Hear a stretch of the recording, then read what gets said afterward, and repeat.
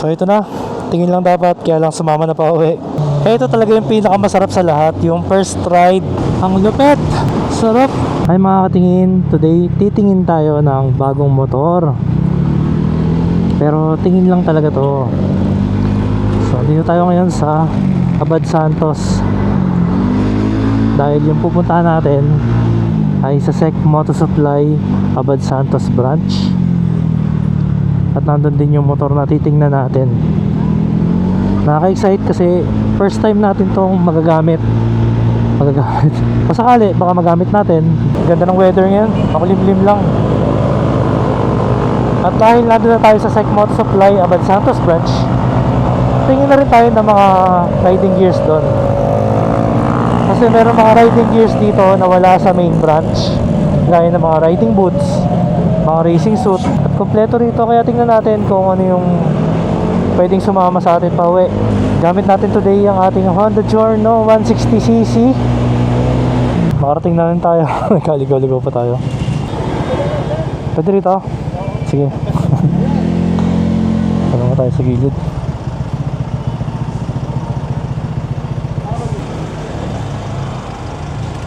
And nakarating na tayo dito sa SEC Moto Supply Abad Santos branch. Pasok tayo sa loob. So ito na. Ito may SYM din pala dito, oh. DTG 400 ba to? SYM. Ito, sheesh. May Oxlite na siya, slider. Tsaka syempre naka-pipe na yan. Tapos may susi na pala, naka-ready na. So check natin yung audio niya. Grabe, 66 audio lang. So bagong bago. Fresh na fresh pa talaga. Seal pull system, tingnan natin dito. Seal nga. Naka-silencer pa siya. Pasok naman tayo dito sa Sir SEC Moto Supply Abad Santos. Dito napakaraming items na makikita nyo rito. Ayun yung mga aero goggles meron dito. Mga cellphone holder, oil, mga top box bracket, crash guard, side mirror, front fender, tire hugger, backrest, mayroon din. Mga tail bag, side bag, belt bag. Meron din dito ng mga X-Seal exhaust dito nakalagay. So, iba't ibang big bike meron sila dito kagaya ng MT-07, Z900RS, Yamaha NMAX full system meron din. Triumph Tiger 900, GSR 750. Ito Vespa GTS 300, CB1000R, ZX10R meron din pala dito. Yung sa Triumph Street Triple 675. Pang Benelli TRK, MT-07, mga Benelli 302, Sniper meron din pala, oh. Nice. Meron din pala pang Sniper 150. Quality yan kasi ang X-Seal made in Spain. May mga paddock din. Dito marami rin. Marami pa. Meron din mga pang cruiser, Scrambler 1200. So punta na lang kayo dito kung naghahanap kayo ng mga iba't ibang exhaust na branded X-Seal. Dito meron ding underbelly na MT-09. Full system yan. May mga windscreen din. Alloy ramp, slider, mga bag, headlight guard. Sobrang dami. Dito yung mga helmet, syempre. Mga helmet. Kompleto rin dito. Nagsisale din sila dito. Ayun, yung mga covered na to, $399 na lang. Tapos, dito yung mga pinunta natin dito, yung mga riding gears nila. So dito yung mga RST racing suit. Dito naman yung mga SPRS racing suit. Ganda nito. Ito yung bago ngayon. Ano to yung Gundam. Gundam to. Mga riding pants. Mga raincoat. Tsaka ito, mga racing boots. Ito bagong kulay, oh. Mga jacket. Mga riding jacket. Ito yung riding jacket na ano. Kuha tayo nito. SPRS na white and blue. Ito naman yung mga riding gloves. Lahat ng klaseng riding gloves. Ang dami dito. Ito natipuhan ko rito eh. Ito oh. Ganda na ito. Ano? Actually meron ako nito. Para siyang Converse. Maganda, meron din palang pambabae niyan. Tapos ito. Ito maganda rin to. Parang gusto ko tumingin nito ah. Mesh siya. Para presko. Iwan natin yung motor natin dito. Makitago muna tayo. Ayan, si Kuya na bahala dyan. So ito na. Tingin lang dapat, kaya lang sumama na pa uwi. Pero, yun yung Giorno natin, iwan natin doon. So ito, hiram lang naman to. Hindi natin to binili. So shoutout kay boss, pinahiram tayo. Hard brake in daw natin, sabi ni boss. Yan. Full system, X-Seal. May slider na siya, Oxlite. Sakto pag gabi na, masubukan natin. Yung tsura ng mukha niya. Tapang, no? Para siyang Z1 tsaka Street Fighter pinagsama.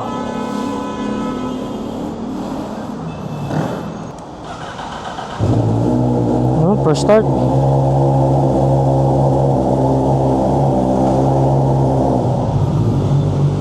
Start. Gaan.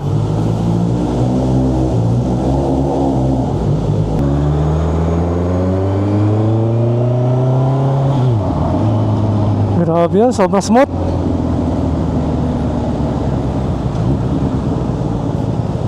Side mirror, ayusin natin. So para siyang 600cc lang. Para lang ako naka CB 650R pakiramdam. Lakas ng preno. Konting piga mo lang, stop ka agad. Mayroon pala rito, may ginagawang kalsada. Masikip. So kagandahan ng mga Japanese bikes, kahit matraffic ka, hindi ka kinakabahan mag-overheat. Hindi rin siya mainit kahit 1000cc. Kahit naka-silencer, maganda pa rin tunog nyo. So good luck, alas 5 na. Inabot tayo ng rush hour.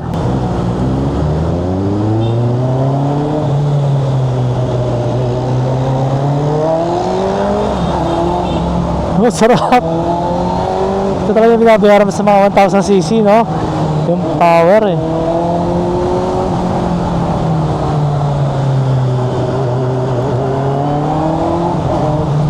Ganda ng shock.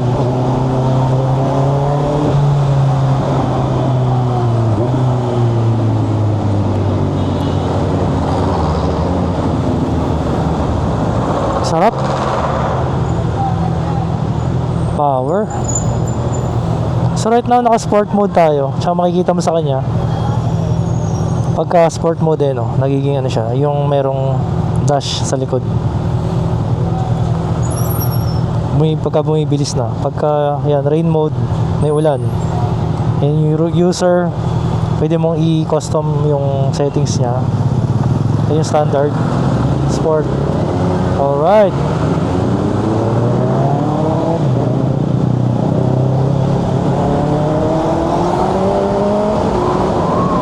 Iba talaga yung 1,000.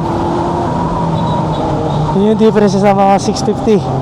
Ito instant power. Pag piga mo, andun ka na kaagad sa gusto mong puntahan eh.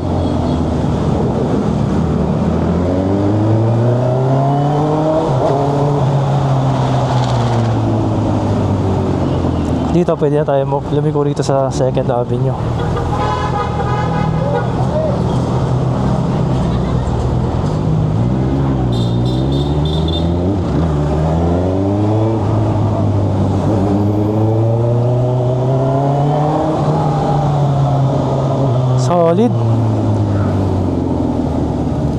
Solid bike. Ito talaga yung pinakamasarap sa lahat, yung first ride, first experience.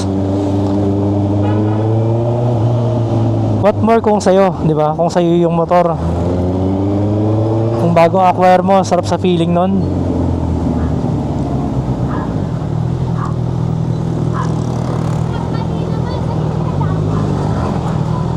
Tapos ganito ka bago, no? Sarap.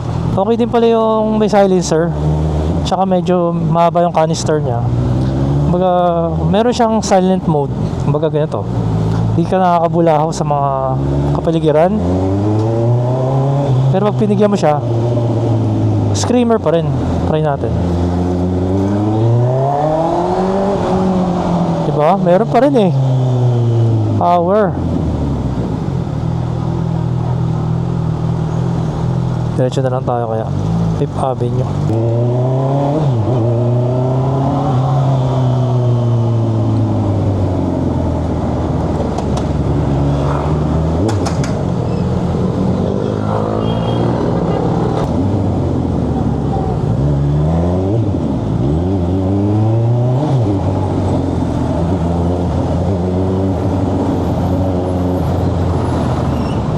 Tuwing ako ah.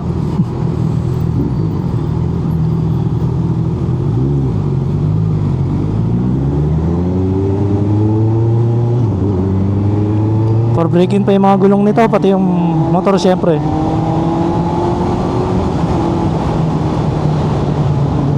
Iba yung power talaga ng 1000.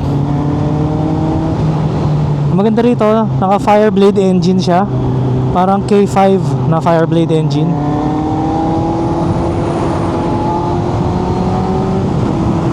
Parang same din sa CB1000R engine.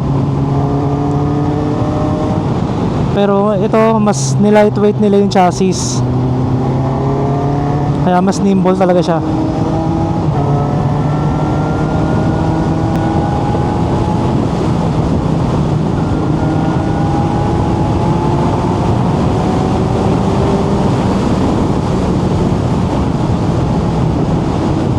Ang lupet. Sarap. Sobrang solid ng bike na to.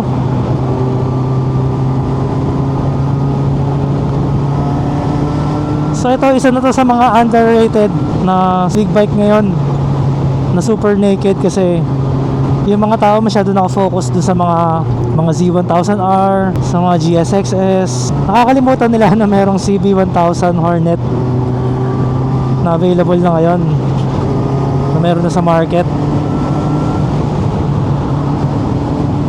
Tsaka Z900, ayan, Z900 SE, yan yung maraming tumatangkilik, pero parang mas magaan pa nga to sa Z900 SE. From stock wala pa siyang quick shifter, pero may available sa dealer na quick shifter with auto blip. So kung mag-alala, kung nalulungkot ka lang wala siyang quick shifter, makakapag-upgrade ka.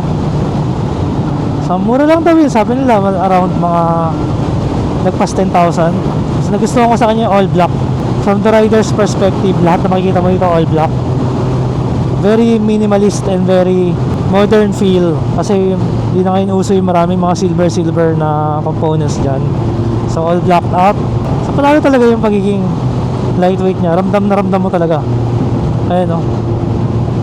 Hindi siya nakaka-intimidate gamitin.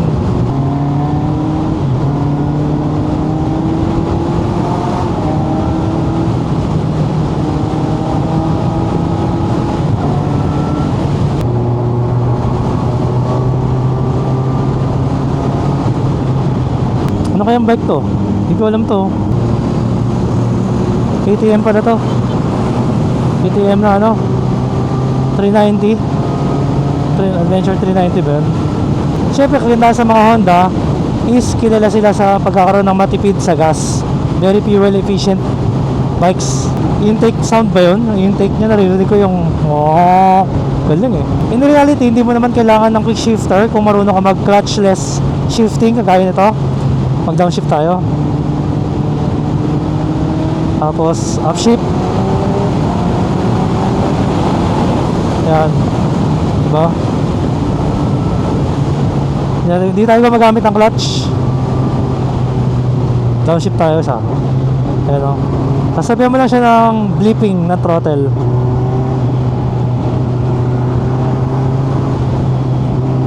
Pag upshift naman, sasara mo yung throttle. Pag downshift, lalagyan mo siya ng blip. So kung nasanay ka, madali na siya. Sa una lang medyo nakakapanibago, pero ano, magiging natural na sa'yo pag nasanay ka sa kanya.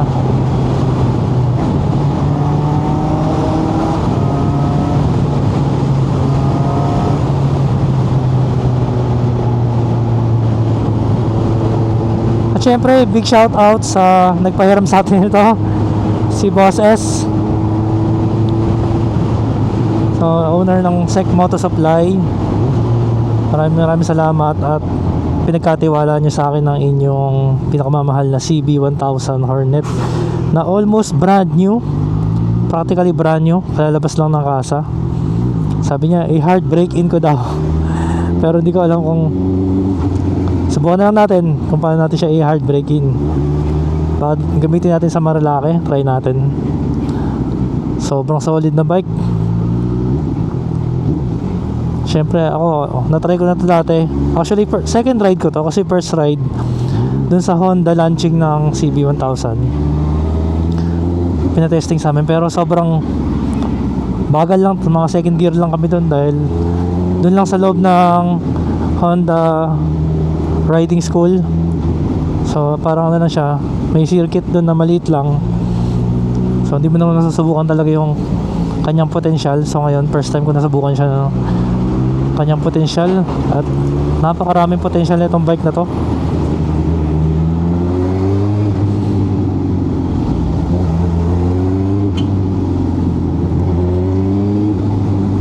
Nakaka-enjoy, no? Pag magkakaroon ako ng isang bike lang sa garahe, all around bike, yung pwede pang long ride, pang back ride, pang racetrack, baka isa to sa makonsider ko. Pero abangan nyo syempre yung ating review kung talaga bang worth it itong CB1000 Hornet. Syempre gagawin natin to ng medyo long ride and performance review. So lahat na pwede natin gawin sa kanya. So abangan nyo mga katingin. Excited na ako. Excited na rin ba kayo?